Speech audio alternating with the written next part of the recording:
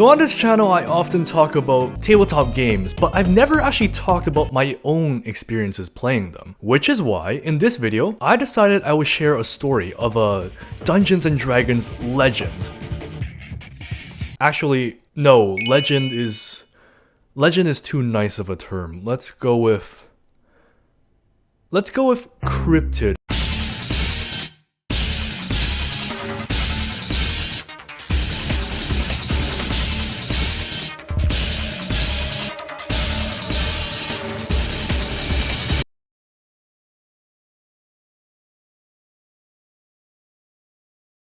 And I'd be like, I'm gonna make video games and everyone's gonna play them. Like, you dork. Go back to the Dungeons and Dragons club.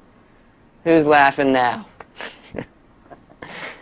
Yes, I was in the Dungeons and Dragons club. Back in high school, I joined the D&D club, and up until then, I didn't really have much of an experience with tabletop games. Like, sure, I knew about Warhammer 40k and Dungeons and Dragons, but I didn't really know how they worked. So joining the club was kind of my first experience with tabletop games in general. I'll admit I was a bit of an awkward guy at the time, but even then, the club was really fun. So I went to some of my friends and asked them, hey, do you want to join the D&D club? It's awesome, it's pretty fun, you get to roleplay as a character. Some of them were like, oh, I'm busy during lunch, I have commitments with other clubs. Or other ones, which I will not forgive, said, oh, D&D seems too complicated, I'm not gonna play it. You're studying calculus, you nerd, you can handle D&D, it's not that bad, it's like basic math. I couldn't really get many of my friends to come along with me, except for one. One of them did join me. And that's the friend that we're gonna be talking about.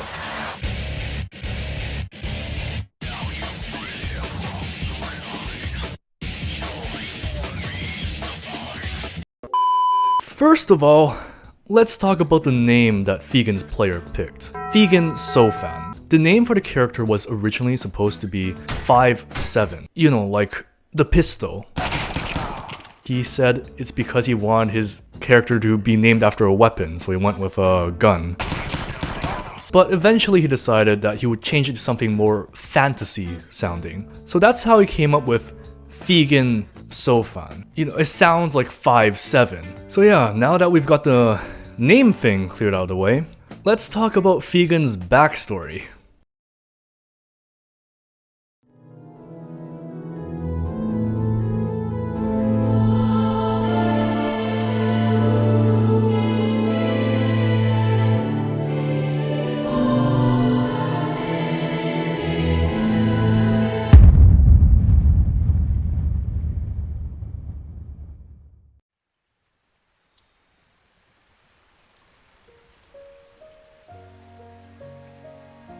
Figen was an orphan.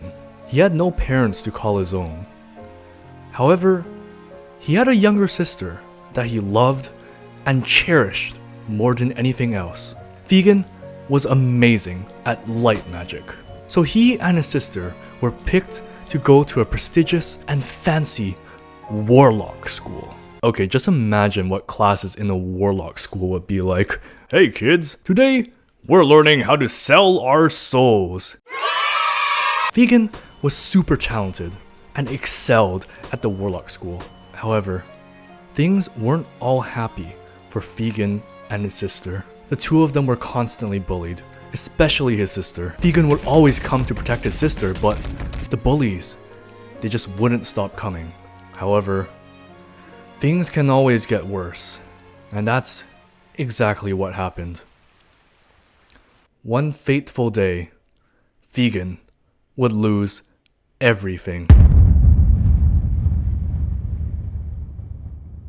Figen's sister is being bullied like usual. When she gets pushed off a cliff by them, the children laugh and sneer as they run away. Upon realizing she's missing, Figen runs into the darkness and begins looking for her. That's when he hears noises coming from a hole in the ground. What he sees is goblins all around her, and you know, I don't know how much of this I'm allowed to describe on YouTube, but let's just say Figen's player at the time was a really big fan of Goblin Slayer and took heavy inspiration from the first episode. And if you know what that means, well, you know what's going on with Figen's sister.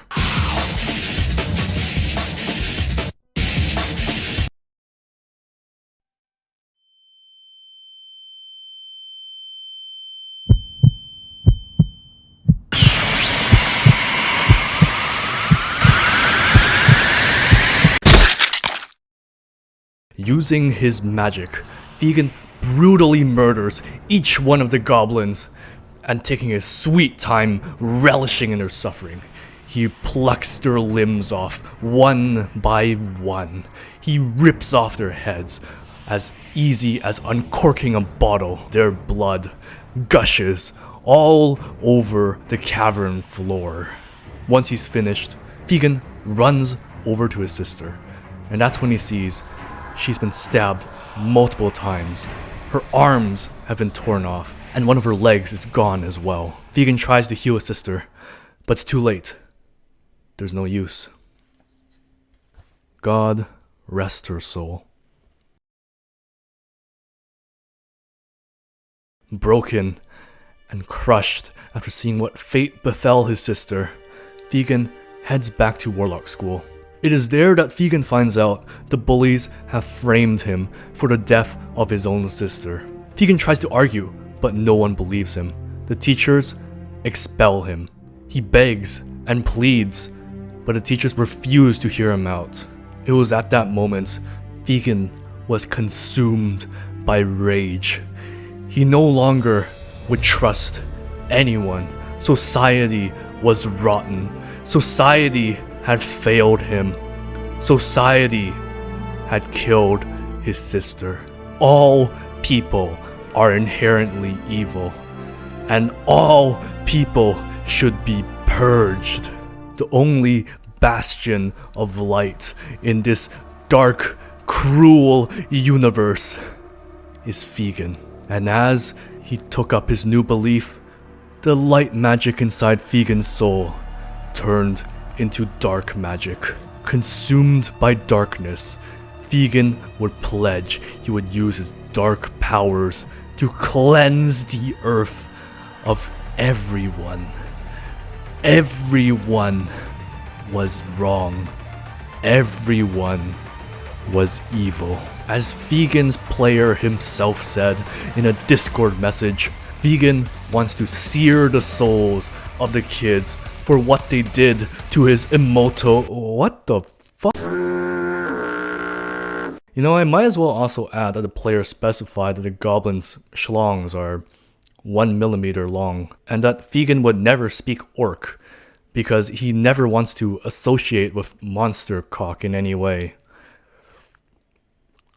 Guys, do you think I accidentally went to high school with the creator of Fatal RPG? I am revealing my anal circumference in this video via dice roll.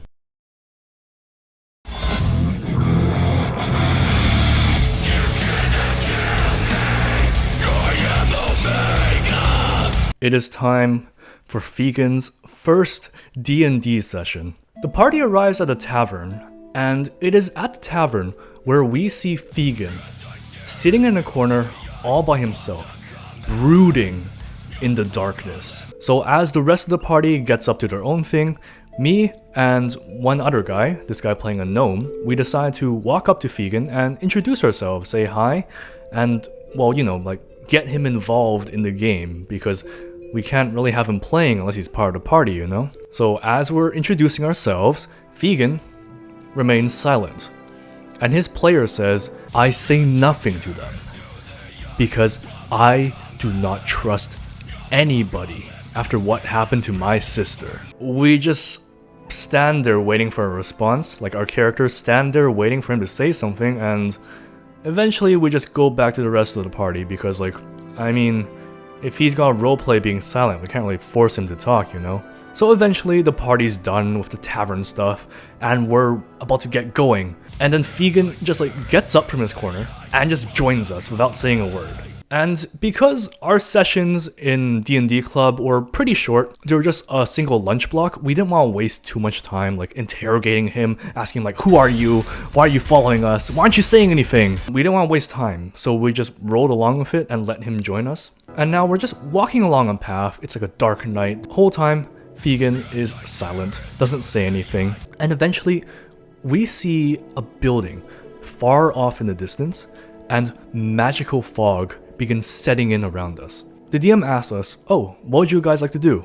And each of the party members says something different, but one guy is like, oh, I'll investigate the fog, I'll see what's causing it, whether I can dispel it, and some people are like, oh, I'm heading up to the building, I'm gonna check out what's going on there. Figen says, I turn the opposite direction, and I walk into the fog. I will never trust any of these people. And he just walks off. And the rest of the party just kind of goes to the building eventually. And then Figen, after a while, he gets bored of role-playing Silent Hill, so he just, once again, scampers back up to us. And it's at that moment that the session ends. So the following week, next session, everybody's there. We're just all waiting for the session to start. And then Figen's player all of a sudden decides, I don't want to play D&D anymore. So he gets up, Naruto runs out of the classroom, and he never comes back to the club ever again.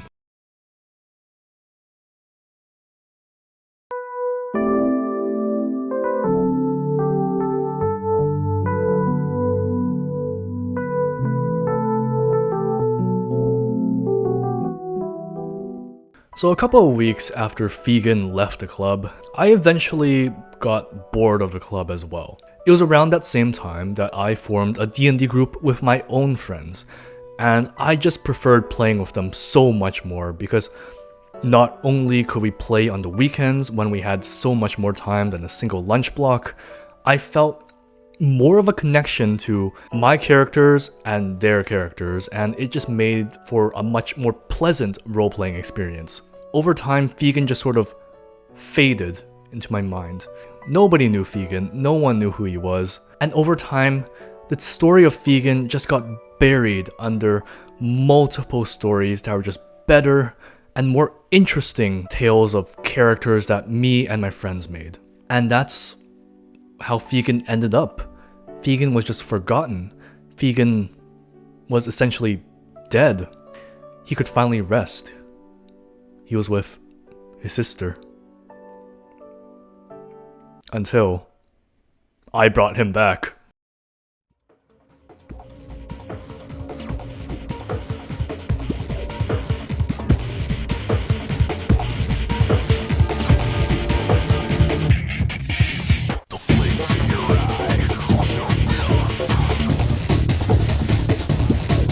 So a few months ago, the DM for my current campaign said that before we officially start the campaign, we would have a session 0. And in that session 0, we're playing a mercenary group, who chances are probably won't make it out alive. And you know who my character was? It was Figen. But I'll be honest, I feel like I didn't play Figen correctly. Why? Because I talk too much. I was not brooding and silent. I just grabbed the edgelord part of his personality, cranked it up to 100, and then sprinkled in a bit of stupid anime protagonist. So then, throughout the session, I'd be like doing stupid quips, like, "Whoa, you nearly got me there. That was a close call. Two of you. This is gonna be easy work. Eldritch Blast! Ah! You got a good hit on me. But the pain I'm feeling, it's nothing compared to what I felt the day my sister died. Stand back. I've got this. Eldritch Blast! You don't even understand a fraction of the pain and suffering I feel on a daily." Stupid quips aside, let's talk about what happened in this session 0. So basically, the mercenary group, they're hired to go inside a temple, and inside they find a bunch of dead warforges, and there's like one really big and important one, and it turns out it's all linked to this researcher that we also find inside the temple, who is, by the way, played by a player. And we take both the researcher and the Warforged corpses, and we bring them on board an airship. And we're just flying on the airship, just going along, no problems. And then all of a sudden, the main Warforged wakes up, takes the researcher hostage, and all the other Warforged also wake up. They're armed with crossbows, and they just open fire on the mercenaries. Every single one is dead. Every single one. Except Figen. So at that moment, Figen, he's been peppered with arrows, but he's still alive. And he just looks around, sees all the dead bodies, and he goes, "Looks like it's my time to book it." Turns around, sees a window, runs up to it, casts Shatter, shatters the window, jumps out the airship, dives into the clouds, and he's never seen again. His fate? Ambiguous. We don't know what happened. So for the next few months, my group just had a constant running joke that Figen, because we never saw his body, he could be alive somewhere. And my DM absolutely hated it. He insisted there's no way that Figen could have survived a fall from an airship. But regardless, we just kept going. Figen was alive. Or he could be dead. Schrodinger's Figen. Well, Figen's fate was ambiguous.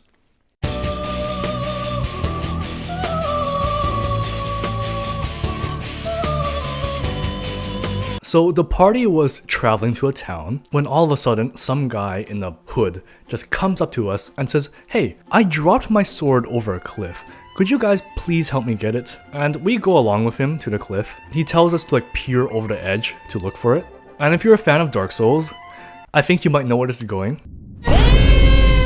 One of the party members, she leans over the edge and then the guy pushes her off. But unfortunately for him, she can fly. We immediately start interrogating this guy, and we quickly find out this is Figen. He somehow fell hundreds of feet, landed, and survived. We did have a bit of a rocky introduction to him, because attempted murder is not the best first impression, but even then, we kind of just forced him to come along with us since. So here's a bunch of moments of Figen just in our party. Perhaps we will push you off a cliff. All right, look. On my dead sister's graves, God rest her soul. All right, I will not attempt to push any of you off a cliff. You must understand the gravity of this lifeline. I understand the gravity. All right, I've been through pretty through some heavy stuff myself. All right, my sister, God rest her soul. I don't care. You and that fucking sister. Holy. She's important to me. Oh my God. God rest her soul, alright? If she's related to you, she's probably worthless. Oh! Wow, Rowan.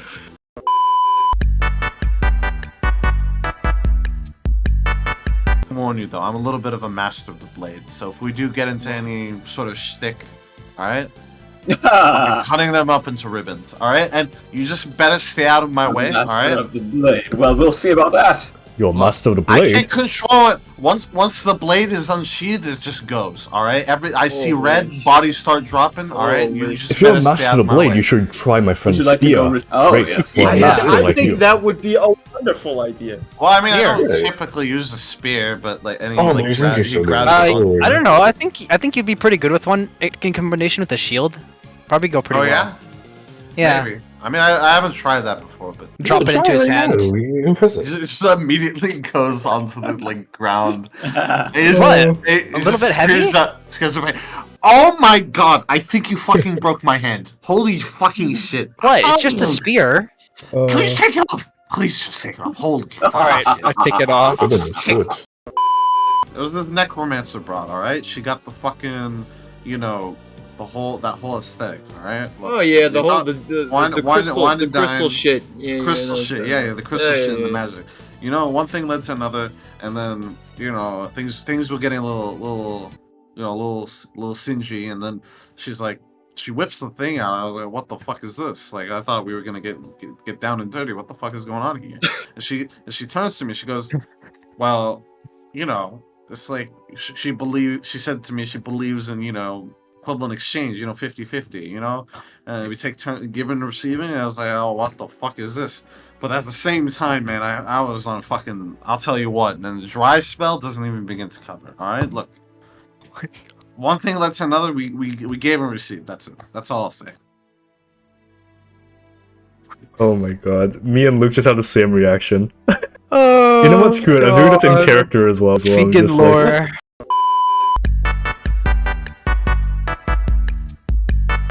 If you understood what he... No. No. Okay, is that sorry? I just thought of a question. Baron, are you a virgin? No, shut up. Shit. Wait, No. Aaron has canonically had sex. This is a fucking travesty. I am distraught. This day sucks. Wait, Wow. how No did you rise, last? huh? Did you last longer than 30 seconds? Yes. Fuck. This is really what we're using our 10 minutes on? Wait. Another question. Are you above or below average in size down there? I'm about average. You're the most boring fucking cunt. So, yeah. As of right now, that's Figen. Figen is just unstoppable. He's eternal. He's like a weird constant in the universe now. Go add him to your games. You know what? Why not? Do it. Add him to your D&D games. Just do whatever with him. I want to hear what you've done with him. And I guess now is a good time to address a lot of things. First of all, I was planning like, over the summer, I'm just gonna do some shorter videos and just grow my subscriber count until I'm at 1,000. As I'm writing the script for this, I reached 1,000 and I don't know where you guys came from, but thank you so much. As of recording this, I am at 1.5 thousand. And oh my god, I've just doubled in less than a week. Thank you so much. And another thing, everyone's been asking me this, but yes, Made RPG is coming. It is not forgotten. It is not cancelled. It will be happening. Only thing is, I have to schedule it and figure out a time that works for all my friends. What I'm planning to do is we'll do a video where I guide them through character creation, but the thing is, they won't be available until like around 2 or 3 weeks. So, in the meantime, I'm doing a 1,000 subscriber Q&A session. Ask me whatever. A few of you have already asked your questions in the community post I left a couple days ago, but I have a feeling most of you guys don't look at community posts. So I'll just tell you guys in this video, ask me questions, ask me whatever. What are my favorite things? What do I like to do? Doesn't have to relate to this channel, doesn't have to relate to tabletop games. Ask me whatever.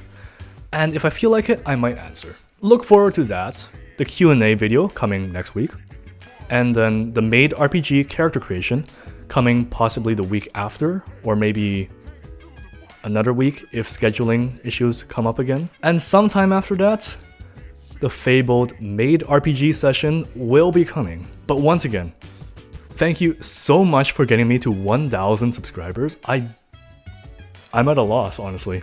I don't know. I just didn't expect that it would like ever happen. Especially all in a single week. Like, where did you guys all come from? It took you guys a long time to find my videos, but I'm happy you guys found them in the end, and I'm glad you guys love them. More videos will be coming, especially now that there's so many of you guys here. So, thanks for watching, and Eldritch Blast!